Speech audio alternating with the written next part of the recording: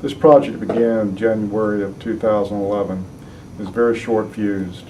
Considering it was very short-fused and knowing that we had a minimal amount of time to put together the message for 1812, I began looking out in the community to see who could help us with this project. I looked to reenactors who were associated with the Coast Guard and also to the Water Museum in Yorktown, Virginia. We showed the captain basically what we thought he really wanted out of this, and it really helped to solidify the idea of what we were going to do with this. So afterwards, we had a few more meetings at Atlantic Area Headquarters, and Admiral Parker and the Vice Commandant all signed off on it, and we started ordering the things we needed. We decided on navigation kit, gunnery kit, a cook's kit, talked about a sailor's life. We went through, we researched uniforms, we came up with the best information possible, and some of it was really hard because it was a very limited amount of information that we could gain. Finding pictures of uniforms was a little more difficult. We did have one picture of Captain Frederick Lee in his uniform, which is represented in the uniform that I'm wearing now. And we had one picture of Samuel Chester Reed, and that was pretty much all we had to work from for the officers' uniforms.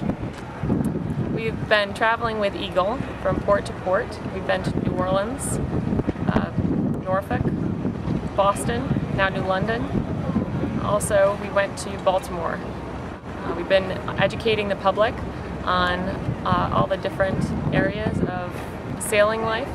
I myself have been specializing in navigation. Well, I thought the living history was very informative. It taught me a lot of things I didn't know. There was interesting things about terms that came up, like, you know, starting with a clean slate, cat's out of the bag.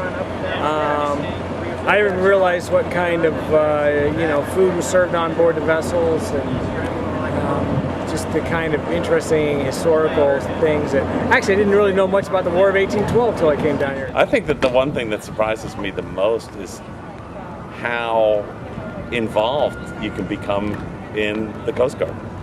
We've become part of things that I think people value, and there's a sense that there's this connection to history, there's this understanding that by getting people engaged that they really can become involved with the history and be more familiar with the service. So I like it. The main goal of the unit was so that we could get the Coast Guard's history out there from the War of 1812.